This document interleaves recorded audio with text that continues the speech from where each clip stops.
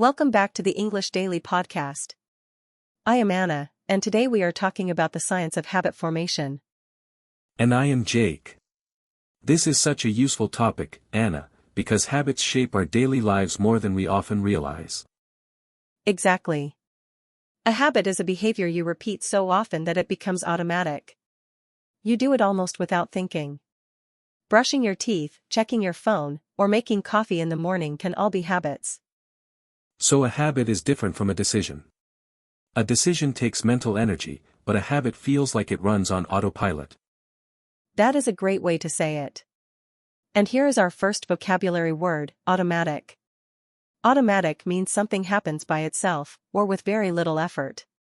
When a behavior is automatic, you do not need to persuade yourself every time. I like that. It sounds efficient. But some habits are helpful and some are not, right? Yes, absolutely. Helpful habits might include reading before bed, drinking water, or going for a walk. Unhelpful habits might include snacking too much, scrolling on your phone for an hour, or staying up late. The good news is that habits can be changed. That is encouraging. A lot of people think change is about willpower, but maybe habits matter more than willpower. They really do. Willpower is the ability to control your actions when something is difficult or tempting. It helps, but it is limited. If you rely only on willpower, you may feel exhausted. Habits reduce that burden because they make good choices easier. So the goal is not to fight yourself every day. The goal is to build a system that helps you. Exactly. And one of the most famous ideas in habit science is the habit loop. The habit loop has 3 parts: cue, routine, and reward. Okay, break that down for me. What is a cue? A cue is a trigger. It is the thing that starts the habit. For example, seeing your running shoes by the door could be a cue to exercise. Feeling bored could be a cue to open social media. A cue tells your brain, now do this. And the routine is the action itself? Yes. The routine is the behavior. If the cue is making coffee, the routine might be reading for 10 minutes. If the cue is finishing dinner, the routine might be washing the dishes immediately. Then comes the reward. Let me guess. The reward is the good feeling that teaches your brain to repeat the habit. Exactly. The reward can be physical, emotional, or even psychological. Maybe you feel relaxed, proud, or satisfied. Your brain learns that the routine is worth repeating because it leads to a positive result. That makes sense.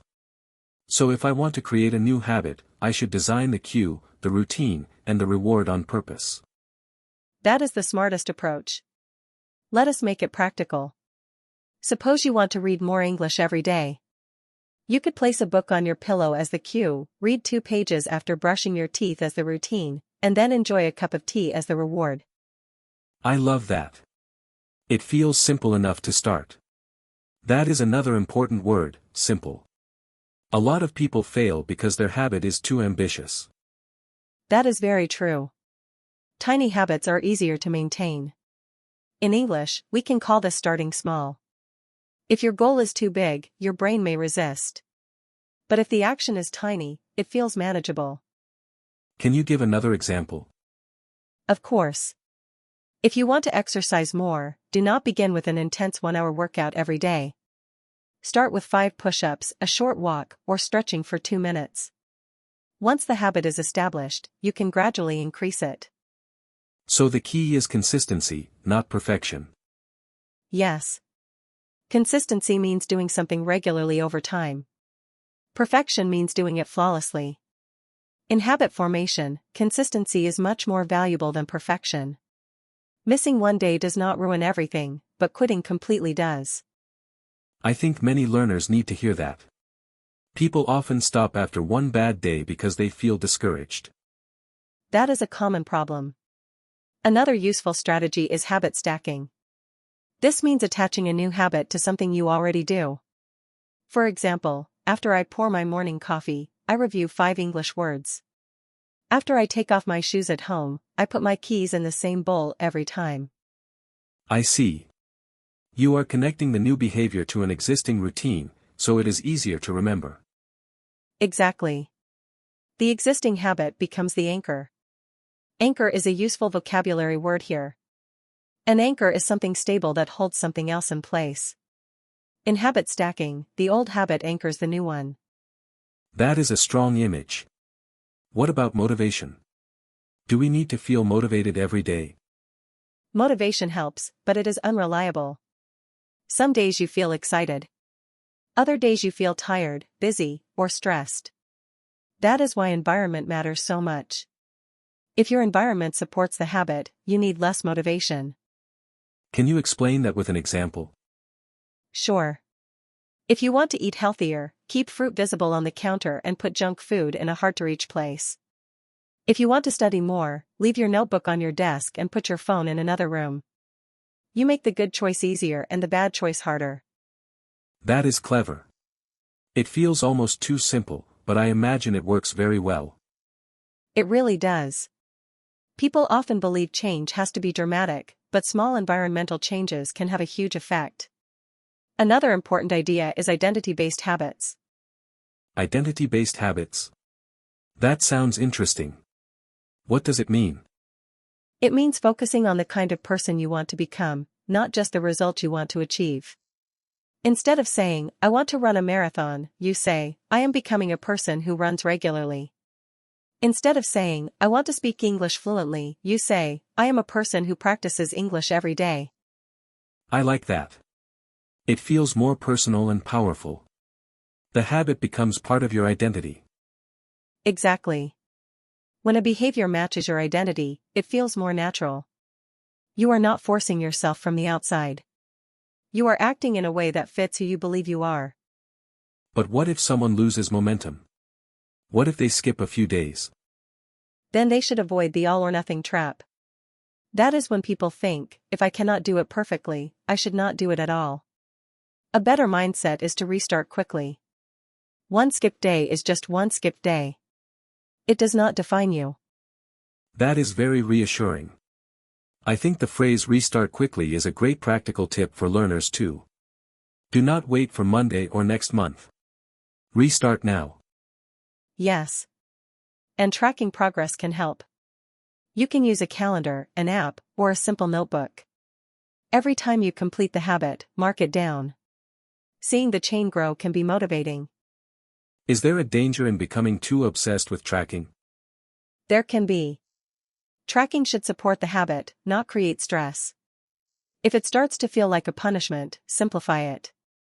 The goal is steady progress, not pressure. That is a healthy reminder. So, to summarize the main science: cue, routine, reward. Start small. Build consistency. Use habit stacking. Shape your environment. And think in terms of identity. Perfect summary, Jake. I would add one more tip: be patient. Real change takes time. A habit is like planting a seed. You do not pull it out of the ground every day to check if it is growing. You water it and give it time. That is a beautiful metaphor. And it is very true. People usually overestimate what they can do in 1 week, and underestimate what they can do in 1 year. Exactly. That long-term view is powerful. If you improve just 1% each day, those small gains can add up to big results. I feel inspired now. Let us give our listeners a final challenge. Choose one tiny habit today. Maybe read for 5 minutes, drink a glass of water after waking up, or practice a few English sentences before bed. That is a wonderful challenge. Make it small, make it specific, and make it easy to repeat. Then attach it to a cue, enjoy a small reward, and keep going. And if you miss a day, do not give up. Just restart quickly. Exactly. Today we learned that habits are automatic behaviors. The habit loop has cue, routine, and reward, and the best changes start small and stay consistent. We also talked about habit stacking, shaping your environment, and building identity-based habits so your actions match the person you want to become. Thank you for listening to the English Daily Podcast. If you enjoyed this episode, subscribe for more clear, practical English learning conversations every day. See you next time, and keep building great habits one small step at a time.